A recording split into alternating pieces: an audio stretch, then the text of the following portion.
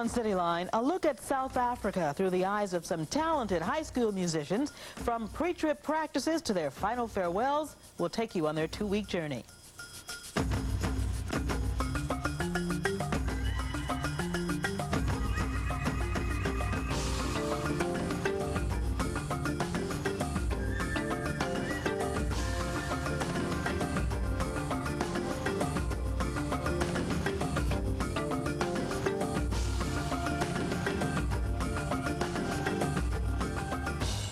Good afternoon, I'm Karen Holmes Ward. Welcome to this week's Cityline, and thanks for joining us. We hope you had a great holiday. Today we follow the Milton Academy Jazz Combo and their chaperones overseas. The Jazz Combo is a group of dynamic, talented local high school musicians led by a very dedicated teacher. The Jazz Combo recently had the rare opportunity to share their music and culture with peers in South Africa, and they got it all on tape. We'll hear them perform, see their reactions to a different environment, and even take a look at the local politics. Cityline first met up with them at school before their big trip. 1, 2, 1, 2, 3, 4. The Jazz Combo is a year-round, full-credit course for students at Milton Academy, a private school for kids K through 12. The Jazz Combo has been part of Milton Academy's program for 28 years, thanks mostly to bandleader Bob Sinekroop, who formed the Jazz Combo. This is my 28th year at Milton Academy, and it's my 27th year as having taught jazz. Okay, we want to pay more attention to that ending. The cue goes rest, and then when I give you the cue, you go from C up to D flat. The thing that makes the program so special are the opportunities that the students have to play. For instance, this is our 3rd tour of South Africa. We were blessed. We played at the White House 2 years in a row.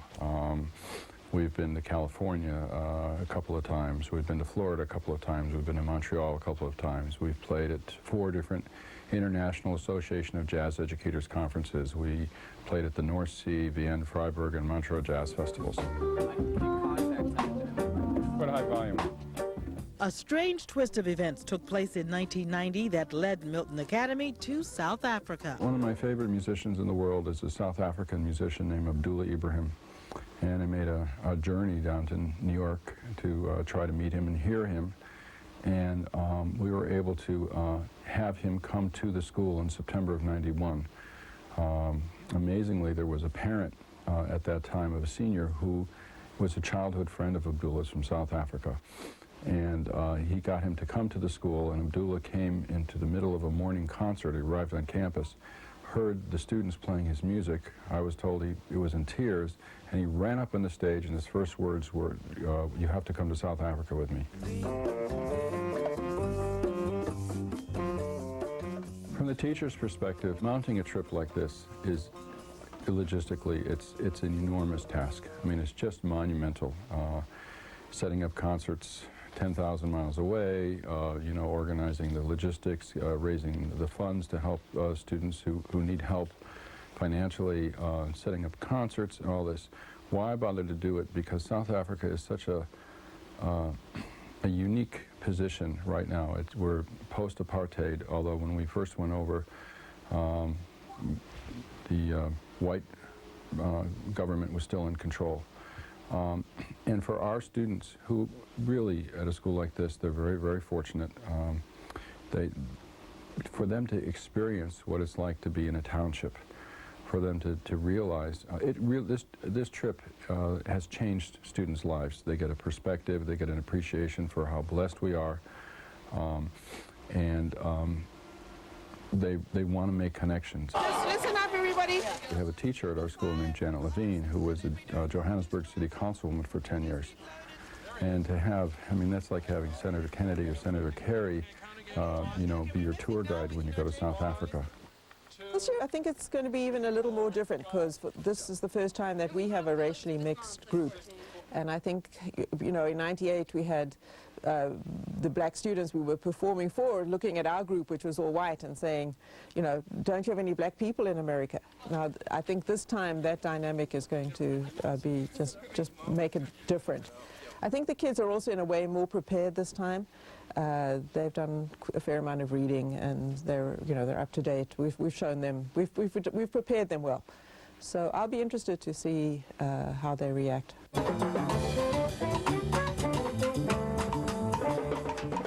Jazz Combo students rehearse 4 times a week, adding to their already rigorous academic schedules. This is a very demanding academic institution, and the students are, able to keep up with very little else but the U.S. history term papers. Meanwhile, we have a tour to South Africa coming up next week. So they are not, it's not an art school. Longtime friends Daniel Jacobs and Nathan Bliss were among the students chosen to go to South Africa. Extremely excited, just so excited for this trip. It should be incredible. We've been practicing for months to get all the material ready, and we're really excited. 1, 2, 3, 4. I've been playing bass since about freshman year. I played cello before that, and piano before that, so I've been playing music a long time.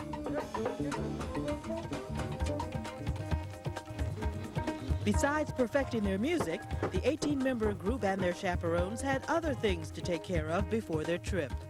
Now, when you're in South Africa, you need to take pills to protect you from malaria. So these are your pills, okay? Great.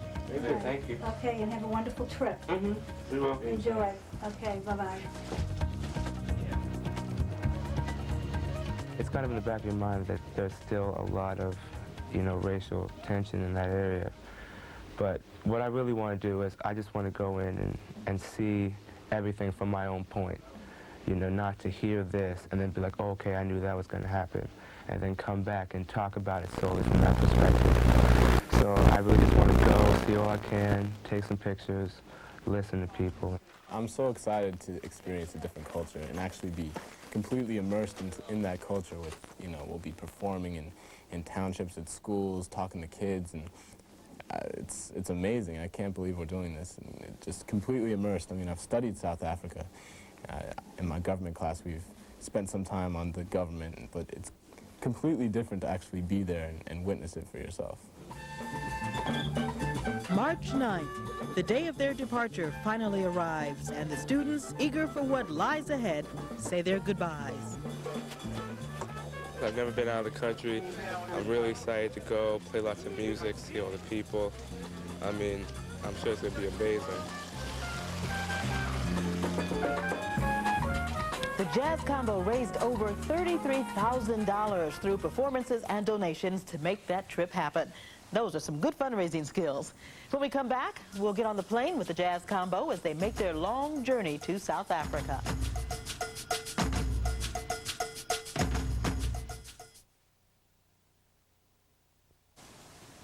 Welcome back to Cityline. For those of you who are just joining us, we are following the Milton Academy Jazz Combo on their 2-week journey to South Africa. It was a once-in-a-lifetime experience for many of these students, and the cameras were rolling from takeoff straight through their entire trip.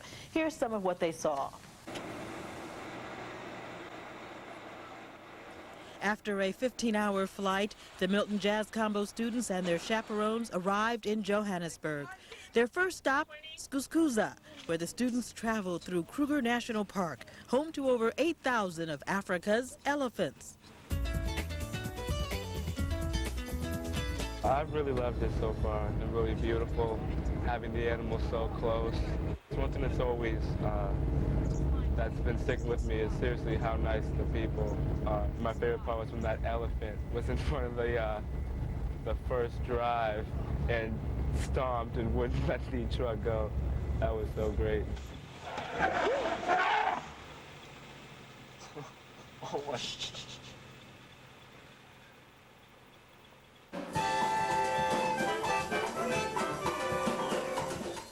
The group had their first of 9 performances at Gauteng Academy, a music school for teenagers and young adults in a small town called Davyton.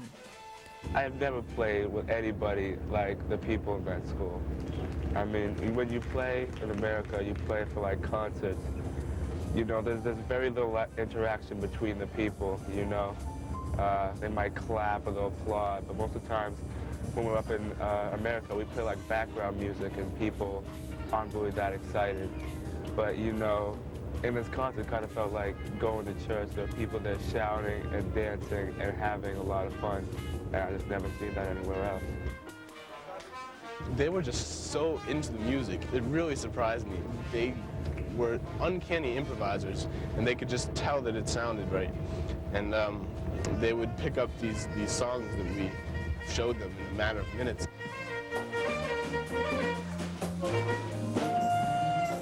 Nathan and his classmates read a lot about South Africa before their trip, but no amount of preparation could have prepared him for what he found. No amount of research could have ever, you know, yielded the spirit and the musical and cultural richness that I found here in South Africa. And no internet site is going to reflect the warmth of the people either. They're just regular kids just like us. They're going to school and they listen to Kwaito music, which is South African hip-hop, and we brought our American hip-hop, so you know there's all the similarities. I was surprised 2 days ago when we went to Funda Community College to meet some people who were just naming off all the musicians that they were listening to. I mean, they named every single bassist that I listened to. It's refreshing to see that, you know, people are listening to them. And then at the same time, I was a little caught off guard saying, you know, you have your own incredibly rich musical culture right here. What are you doing listening to Stanley Clarke, Marcus Miller, Jaco Pastorius, and you know, all them? In a country where over half of its population lives in poverty, the Milton students saw sights they had never seen before. Being here for the past couple of days has really forced me to consider how I look at privilege, you know, how I look at my own life. I mean, the money that I get for allowance is serious money down here that could support people for a very long time. City of Cape Town is rich, but this is where most of the people who live in Cape Town actually live. I mean, I'd heard there were large, you know, class differences. A lot of the areas, you know, there'd be a big tourist spot, and then there'd be, you know, the place where most of the typical townspeople were. But I was really shocked when I came in to see exactly how close it was. I mean, to go from these like immensely rich areas to these immensely poor areas, I mean, it was just crazy. A squatter camp, which has developed. There were some barbed wire fences, and then across the fences just hills and hills covered with these small little shacks. And that's intense. That's really intense. And I don't know, when I first saw that, just the chills went up and down my spine.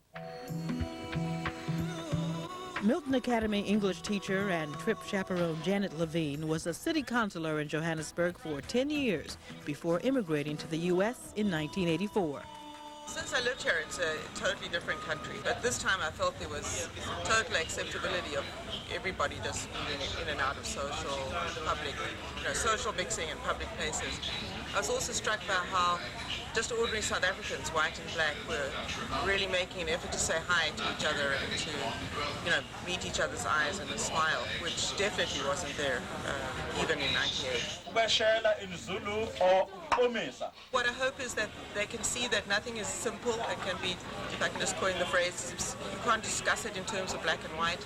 And South Africa is such a country of contrast that you just can't apply any simplistic labels. Jazz band leader Bob Sinecrope never fails to be amazed at the way young people from such different cultures can connect. You know, there's a body of music that they share, not only the jazz, but there's a lot of the rap artists that our students found that the South African students enjoyed. So that's one thing, you know, a shared love of common music.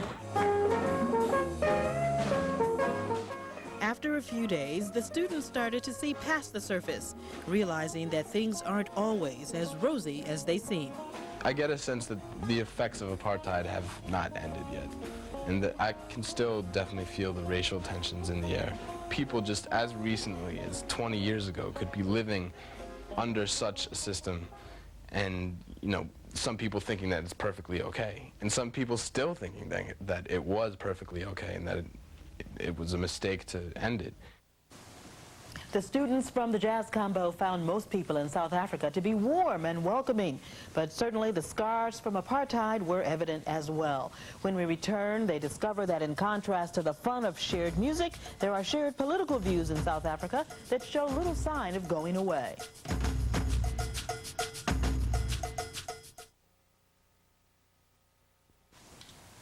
South Africa, as you know, has been through every political, social, and economic upheaval you can think of.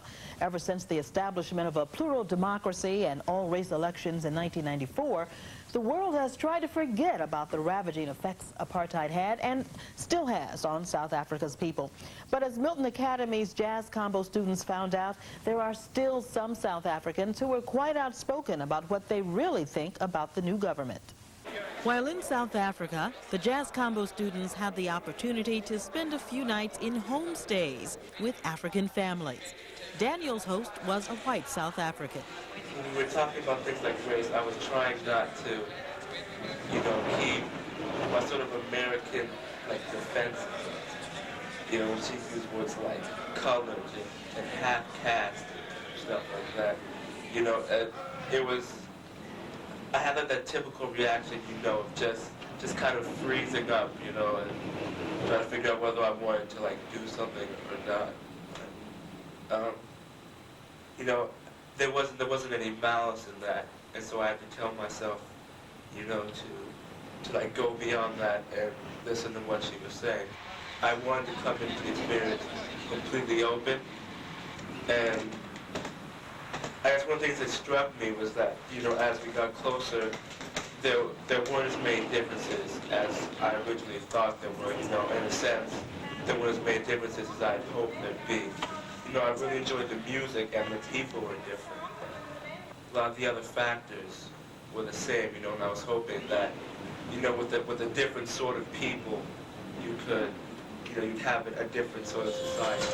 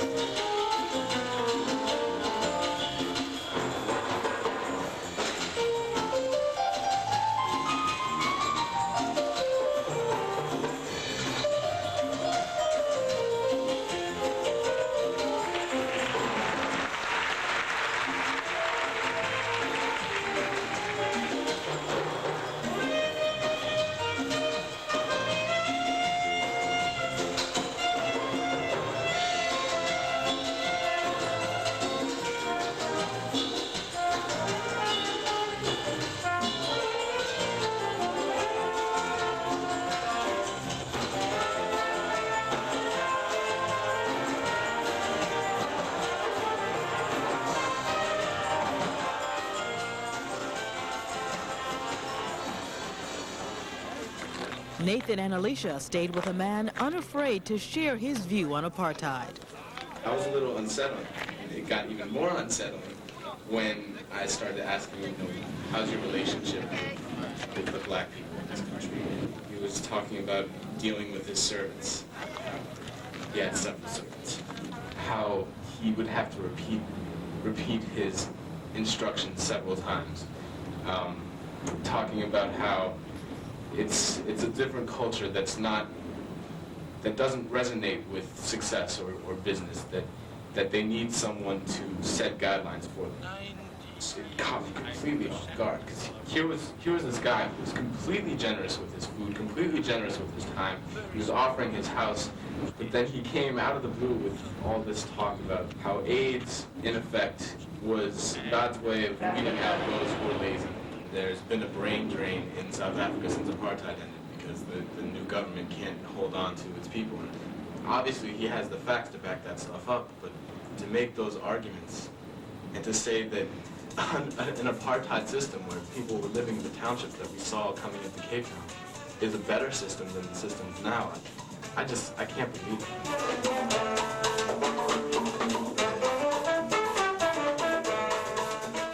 Apartheid was institutionalized in 1948 in South Africa. Race laws touched every aspect of social life. Blacks and whites were forbidden to marry, and white-only jobs were created. During the decades that followed, 9 million black citizens were forced to live in homelands, independent states where blacks were stripped of their South African citizenship and any right of involvement with the parliament.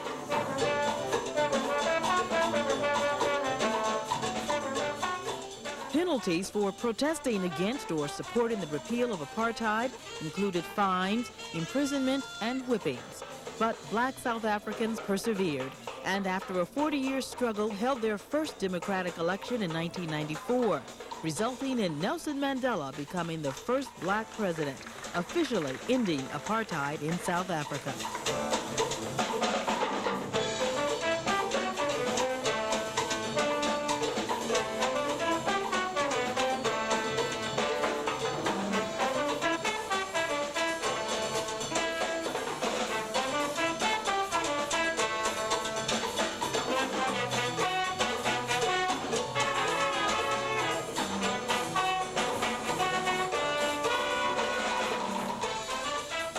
Bob Sinecrope hopes that when his students leave South Africa, they take away lifelong lessons, not only about music and culture, but about the value of freedom.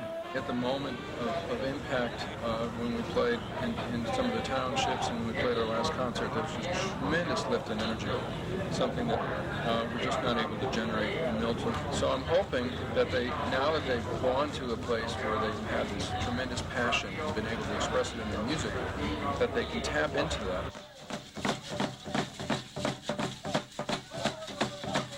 It's easy when you're immersed and surrounded by all this love and energy, and then when you go back into your more traditional routine, and you've got all these demands on you, it's easy to forget. So hopefully that's a gift that they have inside that they'll always be able to tap. And hopefully I can help them learn how to tap that, and maybe they can start to do that on their own. Just an amazing heart opportunity to connect with people from very, very different cultures, but just a powerful bond and a lot of fun too.